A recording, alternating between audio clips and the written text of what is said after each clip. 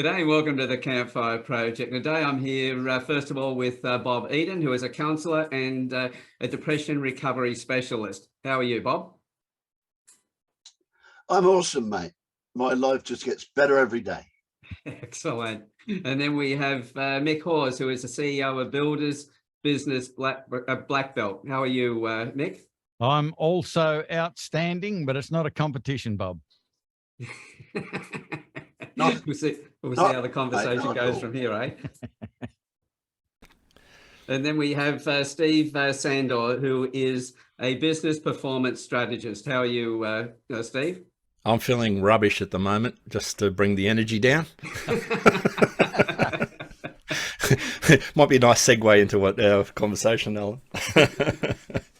Excellent. What we were talking about earlier on was that we need both prevention and cure for a improved mindset. And I think the conversation we had before this is very much aligned with that. So, Mick, this was the subject that you had introduced to the three of us. Would you like to lead us into the conversation? Sure. It became a bit of a blinding flash of the obvious to me a number of years ago. I somehow got involved in EFT, which stands for Emotional Freedom Techniques, which is a weird tapping thing on pressure points on your body to overcome all sorts of things. And I got invited to a session over in the United States with the creator of EFT, I guess. And one of the things that we're asked to do is bring a list of 10 things that challenge us, that cause us to have, negative emotional responses that we struggle with. And the whole idea of this session, it was a thing called borrowing benefits. So fundamentally, Gary would work with somebody in front of the group, and we would just tap along with it. But prior to a session, he would say, pick something off your list of 10 things that you brought with you, and give yourself what they call a subjective units of distress, SUDS, out of 10. So out of 10, how much is this impacting you right now as you sit in your chair, just when you're thinking about it? And then he'd do his session, sort of a 45-minute session with somebody in front of the group. And then you'd come back to that same thought afterwards and give yourself an out of 10 mark as well. And miraculously, most people in the room had either reduced or completely eliminated their negative response to it. Anyway, it was a 4-day conference, if you like, 4 of these sessions a day. And after the first session, or starting the second session, Gary said, okay, now pick something else off your list, and give yourself a mark out of 10 for that thing. And I went through the next thing and the next thing, and I couldn't get any negativity coming up with any of the things on my list of 10. So I was just enjoying the process after that. But what I noticed was, and I'm not having a crack at the Americans, but the room was full of Americans, and it seemed that, after they'd gotten rid of their list of 10 over the few days, they'd pull out another list of things that were bothering them. And it's like, how come I couldn't sort of get any negative association to my list after day one, and they still had lots of things that they were working on? And the blinding flash of the obvious was, for many years prior to me ending up at this session, I'd been working significantly on prevention, standing guard at the entrance to my mind, changing my words, changing what I read, changing what I listened to, changing who I hung around with. So my influences were predominantly positive.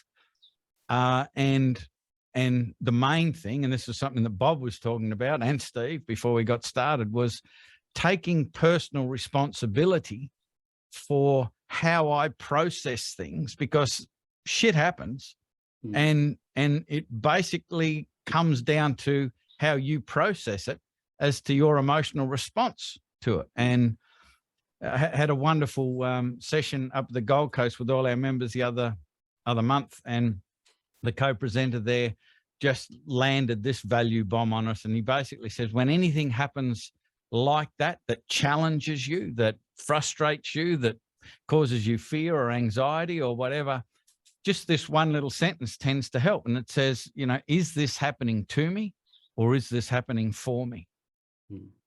And it was just a beautiful way that he put it. And you could just see everyone go, oh, and it just changed their perspective. But having gone through that process, ever since then, I've thought, like, we need things like EFT and coaches and support and guidance and all of that sort of stuff, because that's our cure to fix the problems that we've potentially created for ourselves over our years. But we need to have a preventative approach as well. So it's kind of like, it's all well and good to go to the doctor to get the anti-venom if you've been bitten by a snake. But after that, you got to stop bloody playing with the snakes. Come on. That is so true. And Bob, your area is in depression. So how does that align with you? Well, yeah, what comes up for me is, how can I put it? It's all about personal responsibility. And for me, I would say that in my journey, I had to cure me. That was my first step. Healing the wounds of my childhood was the most powerful work I've ever done, because the first 7 years of my life in a particularly violent family situation, the lessons I learned that I internalized was, Mum's always beaten me, therefore she does not love me, therefore I'm unlovable and it's all my fault. And the world's a dangerous place. And then Dad was never there, so Dad doesn't spend any time with me, doesn't love me, I'm unlovable and it's all my fault. So I spent those first 7 years in fight or flight mode. And that became home to me. And so subconsciously, that's how I operated throughout most of my adult life until I had that amazing wake-up call of my first panic attack. And now, because I am master and commander of this life, and I do take full responsibility for this life that I do create, now every event that occurs in my life holds a lesson for me, and I just have to listen to the lesson and learn from it. And my body now, my body is so much smarter than me, because it's always telling me stuff.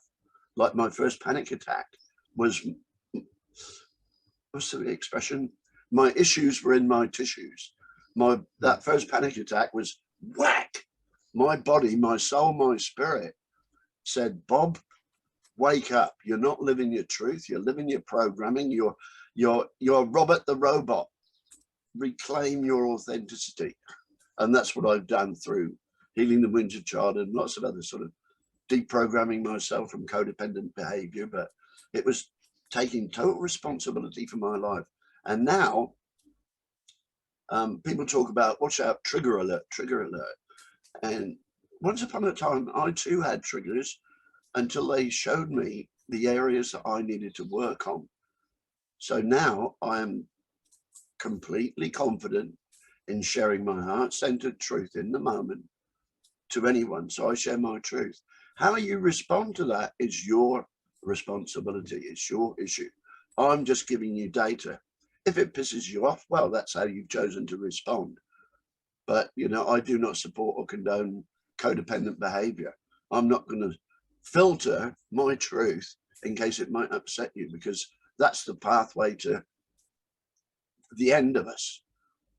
I think it's so important that everybody just finds the courage within themselves to speak their truth.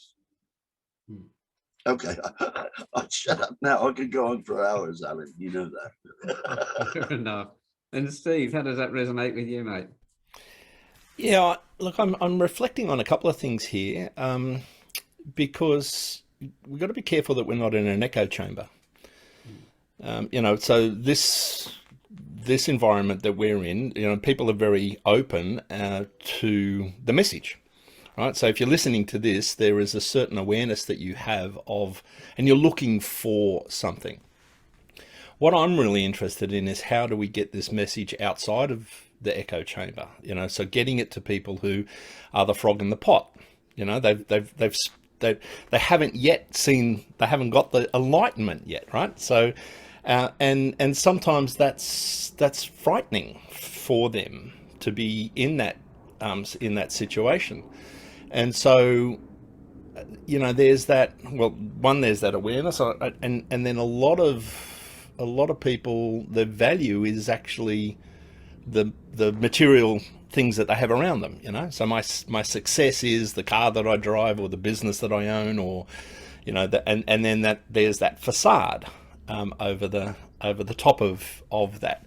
And it's not until they have, in my world, the business owner that actually unfortunately has had that cathartic moment, you know, so they've either had an illness, or they've had a marriage breakdown, or they've had, you know, burnout, or so, and then it's that, you know, oh shit, I need help, right? And by that stage, yeah, you know, you can get it, but gee, wouldn't it have been nice if you had when everybody was telling you, you know, you need to wake up, this is like there's a brick wall and you are heading straight at it. So how do we, as a society, how do we start to change the narrative around what is it that we are valued? How do we care about ourselves? How do we care about the people around it, without it being, you know, without it sounding like we are, you know, hairy armpitted, you know, 70s children, right? Which we all are, right?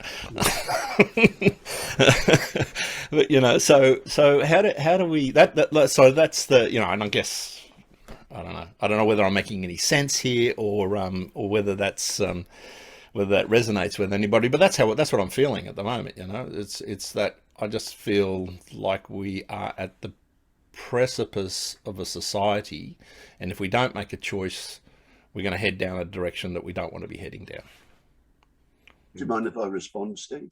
Please jump in. By the way, guys, if you want to respond at any time, don't wait for me. Yeah, what I've come to realise is, and it all comes back to my Sue principle, we're all sovereign, unique and equal. And everybody's on their own hero's journey. From the years I spent counselling, I came to realise that I can't wake anybody up. That's not my job. And the best thing I can do is to let my own light shine. And by shining my light, that attracts people. And that starts a dialogue and an exchange of heart-to-heart information. So there's, you know, I can't wake anybody up. But what I do notice, and the mind's predicted this, we've entered the age of integrity, and it's overcoming the age of power.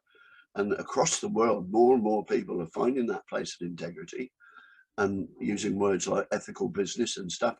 And so it is happening. It is happening. Oh, I'm not suggesting that it's not happening. I mean, Yeah. I guess it was a rhetorical question, right? Yeah. I mean, the problem about shining a light at somebody is that you might blind them as well, right? So yes, they might be the moth that flocks to the flame, but they may also be at a point where by shining the light at them pushes them away. And I'm not shining the light at them. I'm not shining the light at them. And it's one of the pages in my book, and there's a meme there. If my light is too bright for you, you can always look away. I'm not going to dim my light because of your insecurity, because I would be untrue to me. So it's not, you know, like, you know, you take a candle into a darkened room and the darkness goes. Yep. It's that simple. I think that listening to Steve saying, you know, how can we do it? How can we do it? Get the message out there. I really, really struggled with this whole thing. And if we go right back to when I first started, you know, speaking to people, when I found my milk crate to stand on, I was teaching time management back at the time. And that's how I first started. and it was incredible, the lessons that I got from that, from the perspective that everybody came to a time management seminar because everybody else wasted their time and interrupted them. And there was nobody in the rooms that I was speaking to were causing any problems or being an interruption and all that sort of stuff. So all of their problems that they came to me to solve were all outside of themselves. And so, you know, I made sure that the message that attracted them into the room in the first place entered into the conversation that they were already having. So the marketing messages has to enter into a conversation that are already happening, that, you know, I haven't got any time and it's not my fault and people expect too much and blah, blah, blah, all of that sort of stuff. Get them into the room, then lock the door so they can't get out and tell them the truth. That time doesn't even exist. It's just your choice, one after another, after another, after another. That's all time is. And if you want to get more done, make better choices, you know. And they're trying to get out and scratching their fingernails on the door, but it was locked, so they had to hear it. That's not necessarily the most effective way, but I think to get them into the room, to get them to open up to the potential of change, we need to enter into the conversation that they're already having. So they're going to come over into our group and be open to the conversation, but then there needs to be a pathway, a gentle, you know, reasonably gentle pathway to turning it around to personal responsibility, you know. So at the end of the day, that if you really want those results, you can wait around for the world to change, but you'll probably die before it does. Or you can do what Bob said and start to become the master of your own destiny and make your own choices. And I think one of the things that most people I speak to disagree with, but that's okay, is that there's probably only 3 things on the planet that we have control over, and that's our thoughts, our actions, and our emotions. Everything outside of that we have influence over. But there'll be a lot of people that will want to argue the toss that we really don't have control over our emotions. You know, and Bob might want to respond to that in relation to depression, you know, the extreme emotional response to what's going on. But I still believe that by having a preventative approach, by standing guard at the entrance to your mind and hanging around with the right people, reading the right stuff, listening to the right things, getting better quality influences, over time it becomes more effortless to manage your emotions, because the things that you used to get pissed off with or scared of or frustrated by no longer cause that response, because you've rehearsed how to respond better.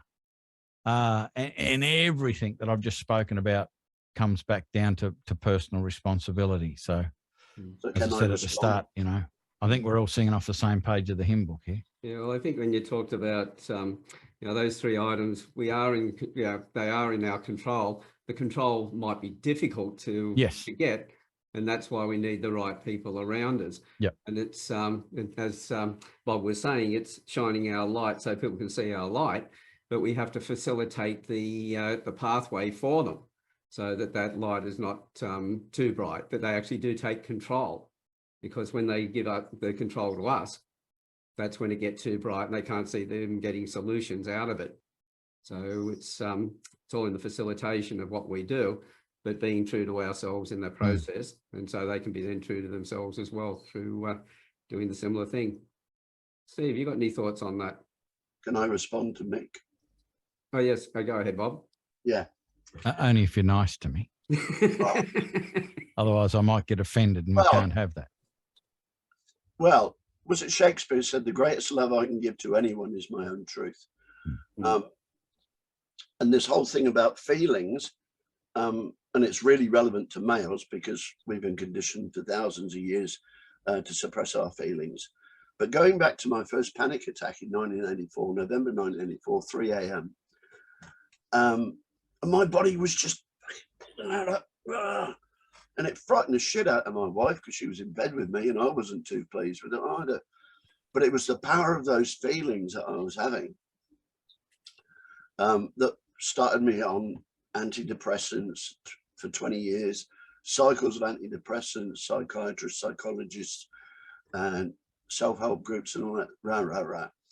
But in hindsight now, going back, I realized that the power of those feelings I was having was just a measure of how powerful I really am. So I needed something to suppress the overwhelming powers for a short period of time, but it should have been Ativan for a couple of weeks, not 5 years, you know. And now I expressed all the terror and fear and shame that I absorbed as a child. I just let my body do it. It was one day on the boat, I threw my meds in the bay and just let my body do what it needed to do and got all that shit out, you know. And I also healed my past with my parents, because for me, we're all victims of victims. And if you don't hand it back, you pass it on. And now how I live my life is on an energetic level. I feel things, you know. I feel, therefore I am. Not I think, therefore I am. Descartes was a fuckwit. But it's true. It's true. You look at suicides. Every 40 seconds, somebody dies because of depression. They do not have to. I'm living proof of that. And that's about 1 million people a year. 75% of those are males. And why? Because, especially in Australia, no, you know, get with the program, you know, no, you know, front up. Don't. And it's ridiculous. It's ridiculous because for me, it was, I had to close my mind, learn how to silence my mind, and then just listen to my heart and body. And it was the feelings that did the healing. And now I express my feelings as they come up in the moment, where appropriate. You know, sometimes it might look a bit odd in the supermarket, but and that's how I do. I don't. As a child, Mum had all the anger, so I never knew about anger. I had to deal with it. So if there was ever anything in my life that made me angry, I just swallowed it into the pressure cooker. Then after 6 months, somebody would say something slightly innocuous and they crack a tower. You know, I discharged the whole pressure cooker on them. But now I just express my anger in the moment. And it's not in a nasty way. I just, you know, I'd say to you, Mick, look, when you say that, it really pisses me off. In future, could you do so and so? So I've not called you anything nasty. I've just said, this is what's happening for me. And you can either take that message on board and say, okay, Bob, you know, I'll squeeze the toothpaste from the end and not the middle because it really pisses you off. Or we could get our own tube of toothpaste. But see, there's always a win-win. But I've just expressed my feeling in the moment, and you can take that message on board and respond to it, or you can just say, fuck off, Bob.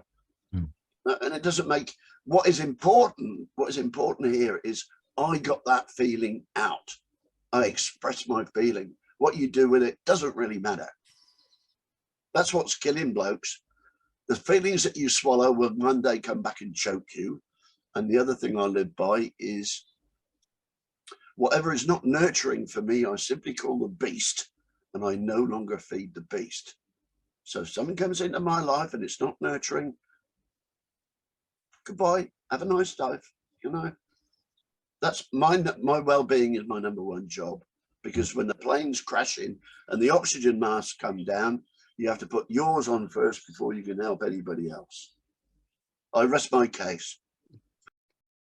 I can see Steve's been deep in thought there. I'd love to know what's going on in your head there, Steve. Lots of mixed emotions, and I understand what Bob's saying about, you know, he wants to express his feelings and let it be known, and then I respond to how I respond, right? So he's not attacking me. You got to be careful about how you actually say that. This is, you know, so Bob, don't take this as an attack, right? But for me, when I'm speaking with somebody, I'm very, very careful about how I'm expressing my feelings, but my opinions are my opinions. They're not right or wrong. They're just opinions. right? And so everybody's got one, right? Everybody's got an arsehole, and they always point to the ground. They're just opinions. They're not right or wrong. They're just opinions. And I think that sort of supports Bob's thinking, right? So it's not right or wrong, and I'm not saying it to attack you, but for me, it's trying to find a context in which we both can agree. And that's, so I haven't had the trauma that Bob's had as a child. My parents came from Hungary. They'd lost everything in the war. They came to Australia. My father was a lawyer. He ended up as a fitter and turner, working in a factory, right? Very intelligent man, very rich. They came from very rich, backgrounds. But we grew up in a very, very modest home, but it was loving. We were never hungry. We always got cuddles.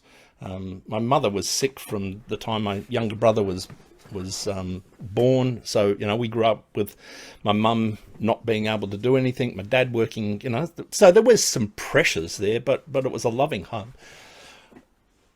But the point, so for me, there was a moment in my life where I had been married for 18 years, and my wife and I had got to a point where we both came to a point where we went, we still love each other, but we're just not in love with each other.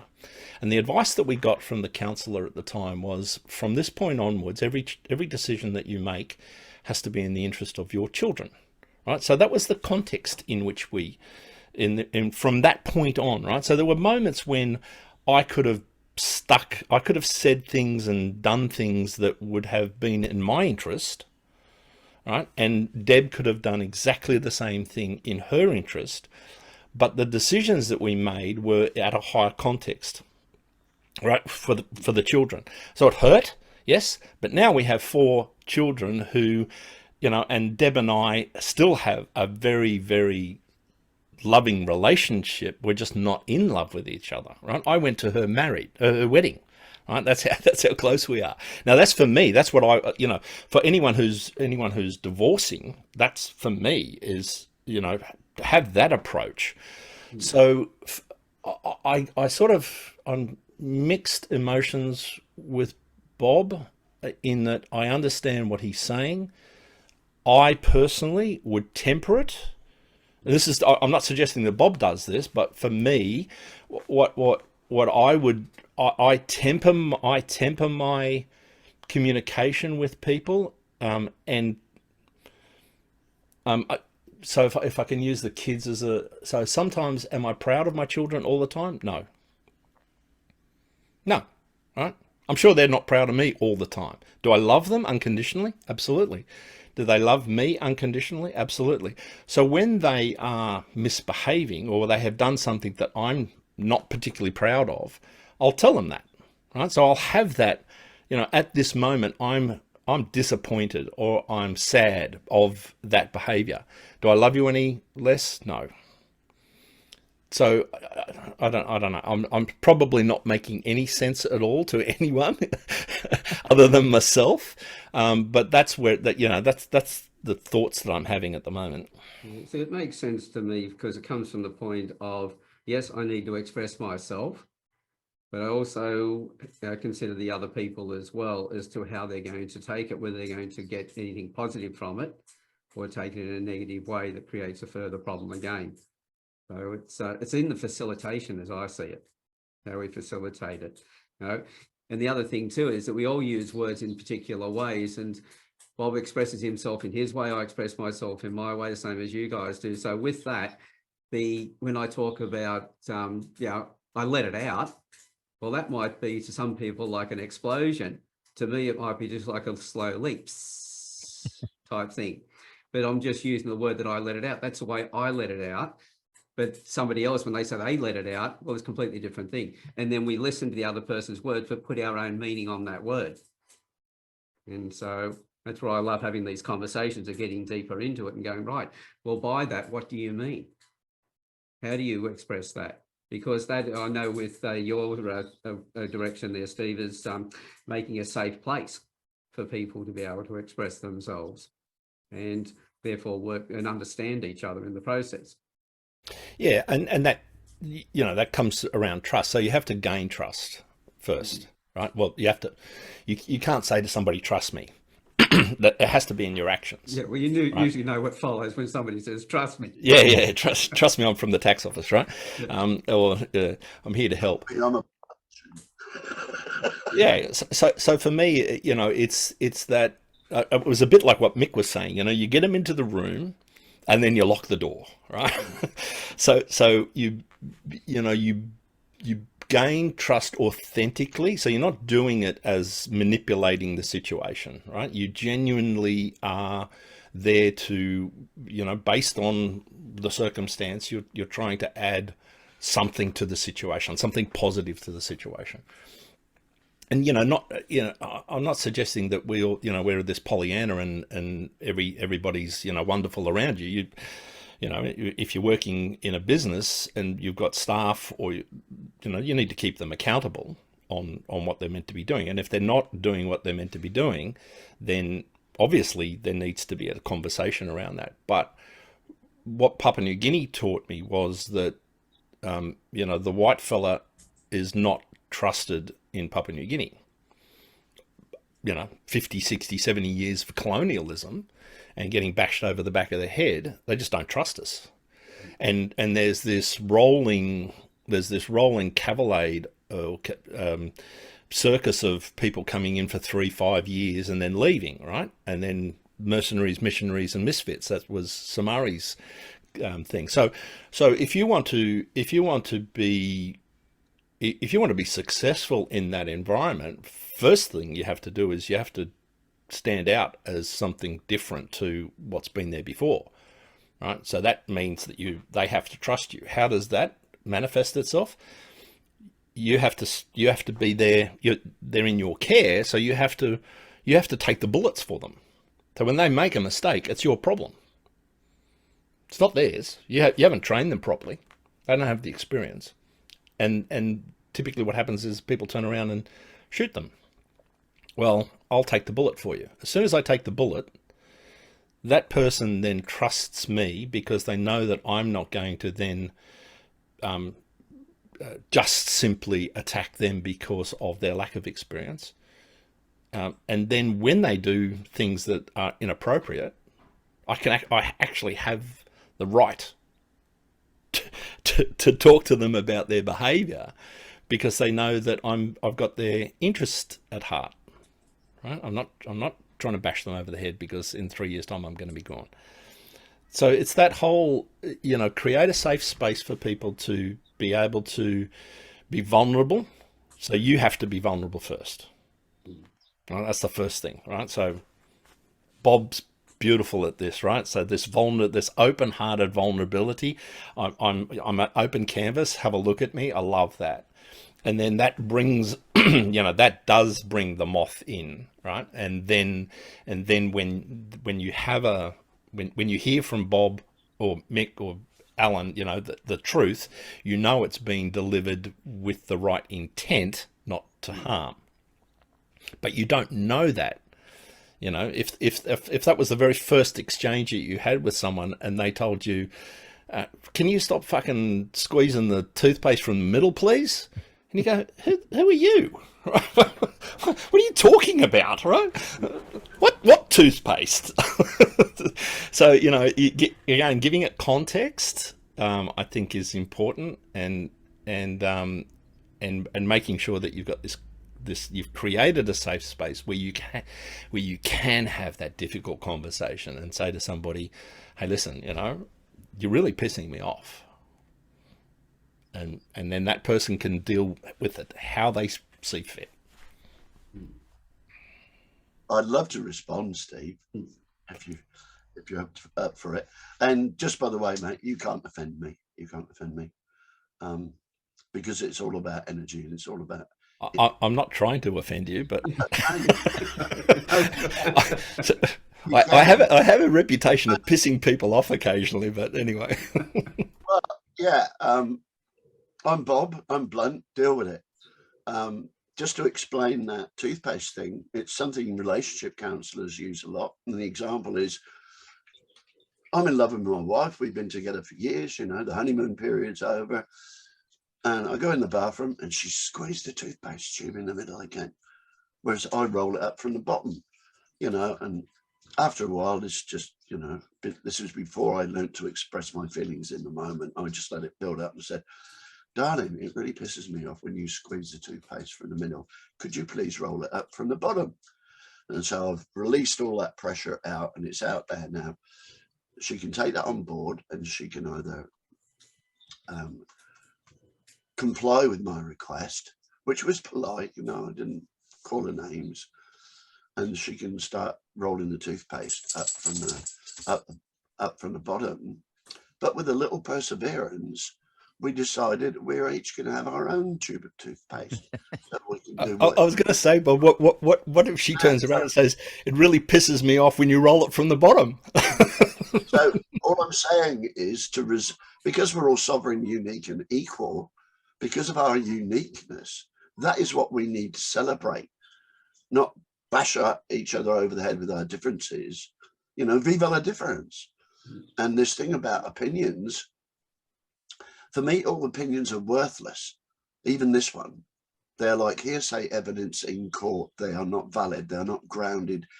The only thing that I can share, the only thing that I own that is of any value is my personal life experience, my witnessed testimony, and the results of any research that I've personally carried out.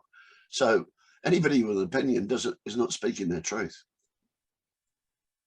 Wow, that was pretty deep. And how do we get the message out? By doing more of this, by having more of these gatherings, more and more and more people getting together, sharing their heart-centered truth. And it's like throwing a stone in the pond. The ripples just go on and on and on and on. So I feel that, you know, I was drawn to this meeting. My heart brought me here. And that's what will bring other people. Their hearts will resonate with our message and they will be drawn in. Because within the silence of my heart, I found a place I call my knowing, and my knowing has no words. It's people starting to feel each other. You know, I don't know about you, but if there's somebody coming towards me about 100 meters away, I can feel whether they're a snake or a teddy bear, you know. And so if there's a snake, I avoid them. And if they're a teddy bear, do you want a hug? My dog can do it for miles. If he lifts his little paw and starts barking, I know there's an arsehole coming around the corner. He's my long-range arsehole detector. So all we're going to do is just do more of what we're doing. So thanks, Alan, for facilitating this.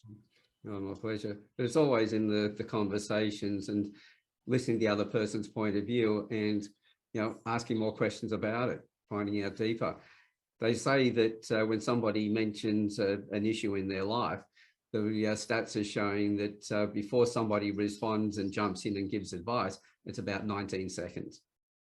So everybody is attuned to, well, not everybody, but a lot of people are attuned to immediately responding to something that's said. And it's all about their emotions and everything else when they're talking.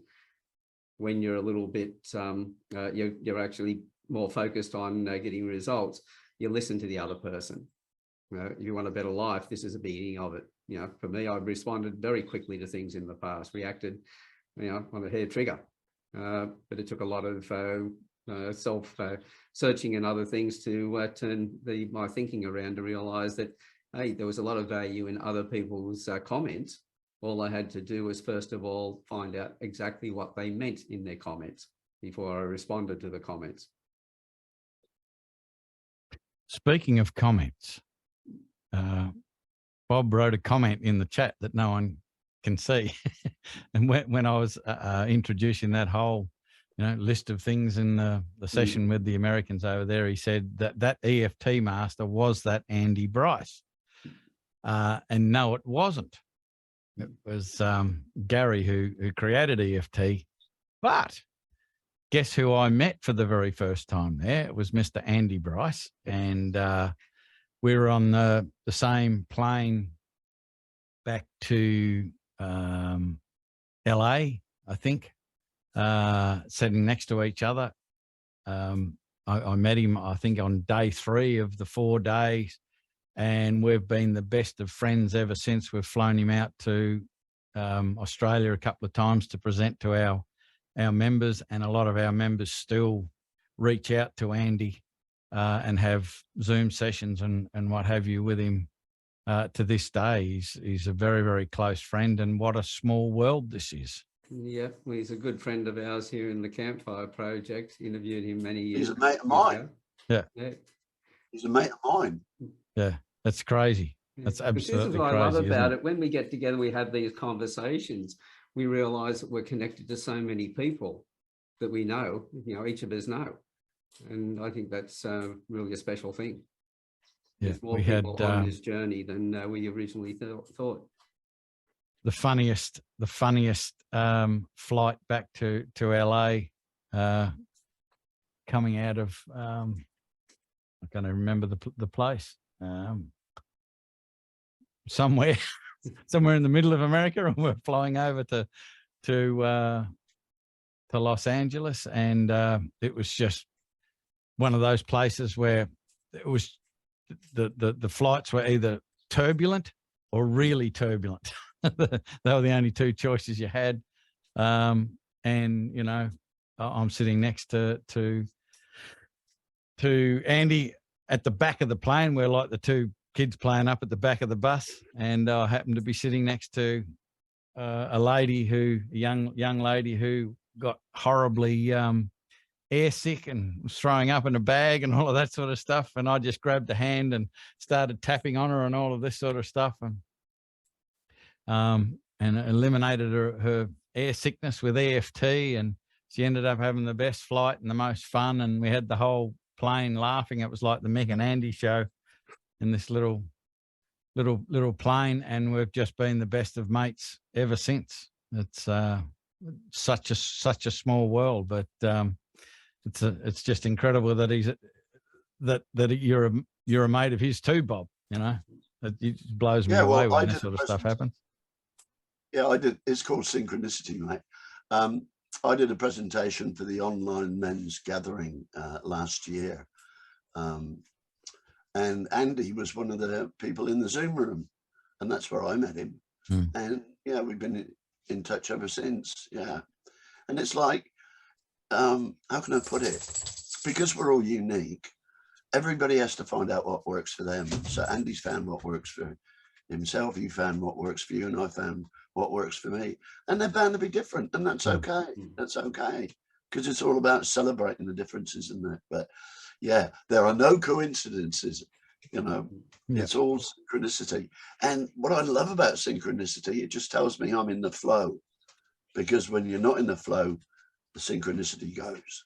Yeah. Oh, there's another bumper sticker. Another T-shirt. The thing that's coming out of the conversation for me is like, Bob said something in his unique way, and then Steve responded in his unique way, and everyone's got different ways of communicating. But the thing that resonates in my mind is the one thing I think we can all agree on, and it's the central pillar of this conversation, is personal responsibility. Because Steve's got a particular way that he prefers to communicate. Bob's got a particular way that he prefers to communicate. I got mine, Alan's got yours, everyone's got their own. But I think things change significantly, and it's significantly better for everyone when every individual takes responsibility for their response to it, their emotional response, their behavioral response. And I just find one of the most frustrating parts of what I see more and more now is just this whole finger pointing thing, and it's always somebody else's fault. It's, you listen to some of Jordan Peterson's conversations, and just all of these conversations about pronouns that are happening now and what have you. It's somebody else is offending me, so they need to stop. And that's sort of the opposite of what Bob said. And if we can just take, I don't have to agree with what Bob said, but I have to agree that he has the right to say it. And I choose whether I get offended or not. Like, Bob can be offensive, or not.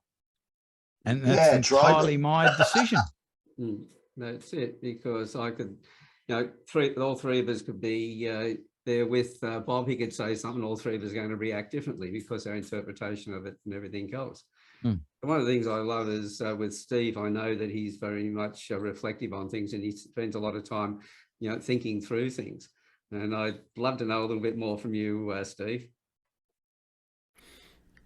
I love what Mick was saying there about, I think we've gone, life's always pendulums, isn't it?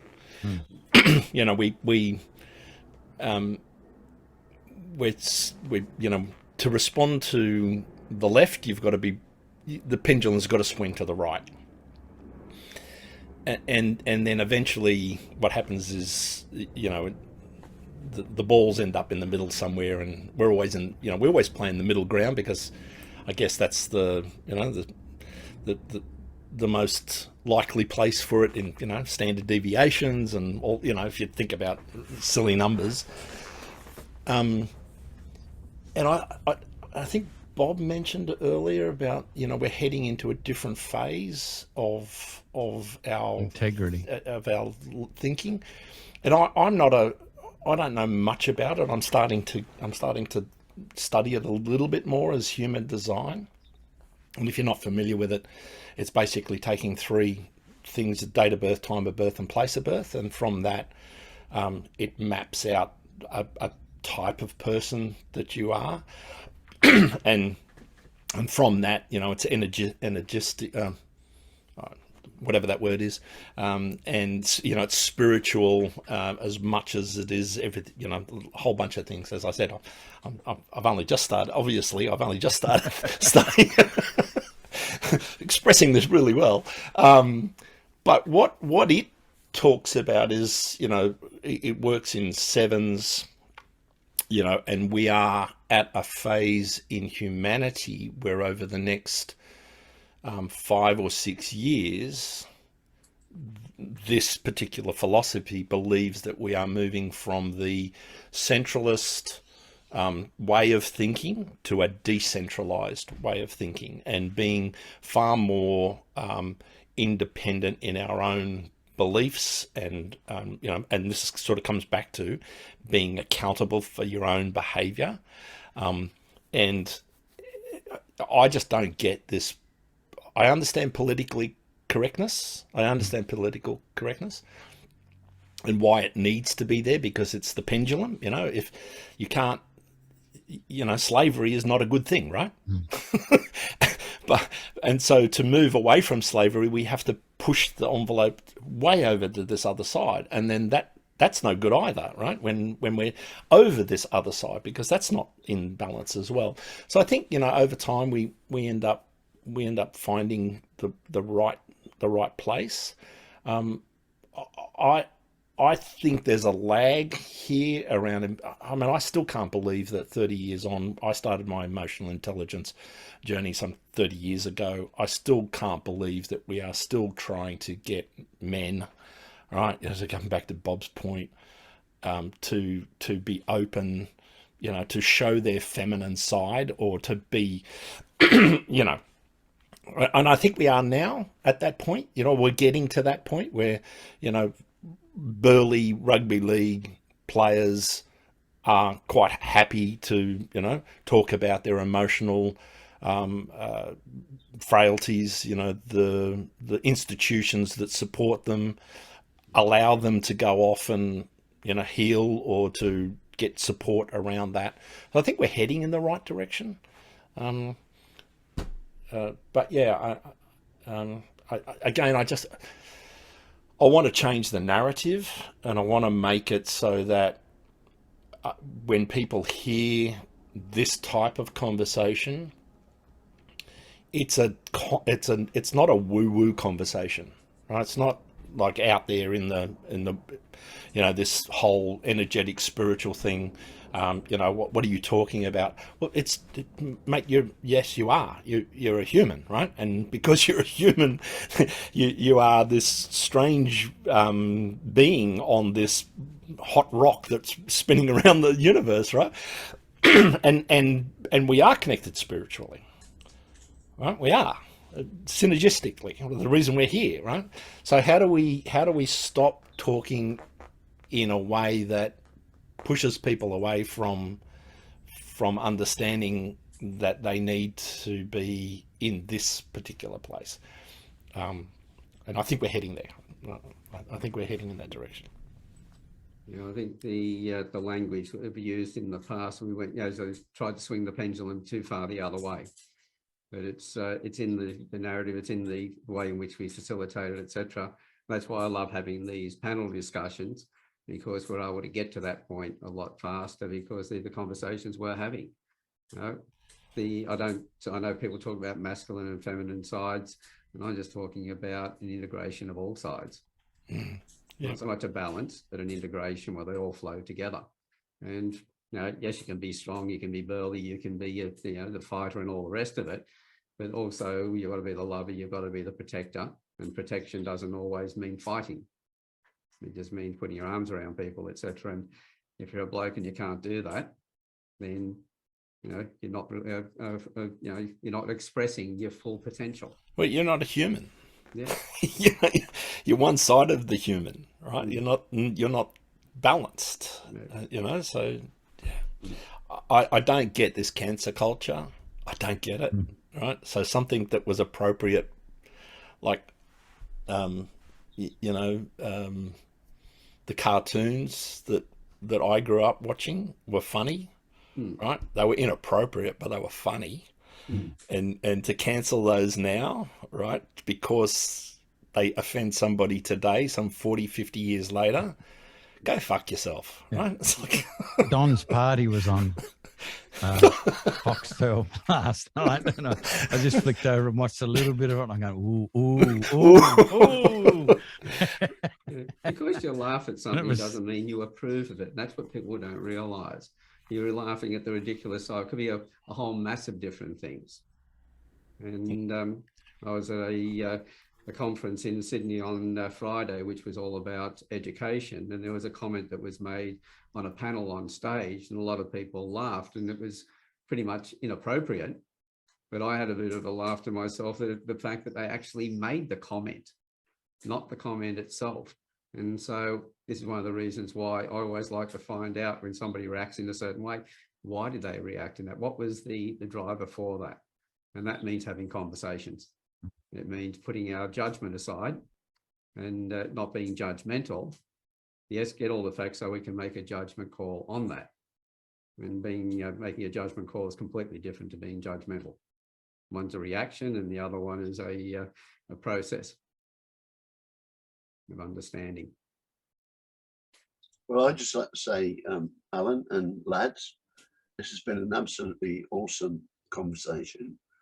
And for me, being vulnerable is just a human being being human. That's it. And my take on this political correctness, for me, political correctness is the epitome of codependent behavior and the absolute antithesis of our natural right of free speech.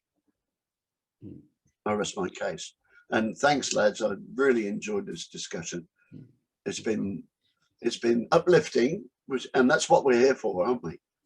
That's our purpose as members of this human species. I don't like to use human race because that implies competition, and I compete with no one. I've got nothing to prove.